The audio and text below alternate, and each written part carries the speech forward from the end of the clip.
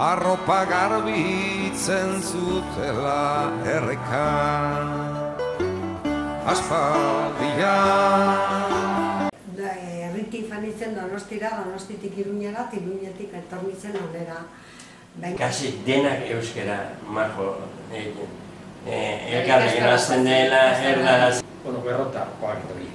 Beak apenas dakit eta bere umeak erdaraz. Luzian ikastolara, nabiluek euskeraz.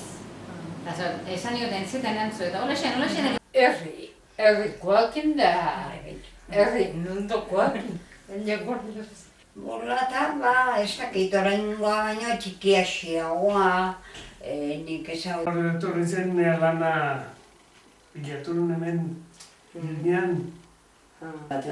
Asko naiz joan asko naiz joan asko bai. Eta orduan diru egez gehiago, eta jota ginen. Euskararen maitasuna.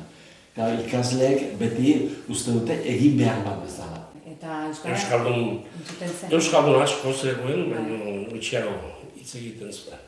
Hitz egin gazteak, agian ez dute, baina badakite, gazteak. Jokan erakutsi zidaten, erderaz. Ni askotan zigortu didaten eri. Ikastolan berbada estudiatu, baina kalean erdaraz.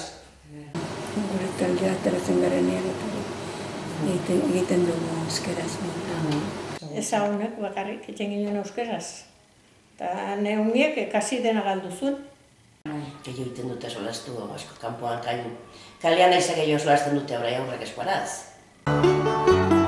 Aspaldian, aspaldian, aspaldian, aspaldian.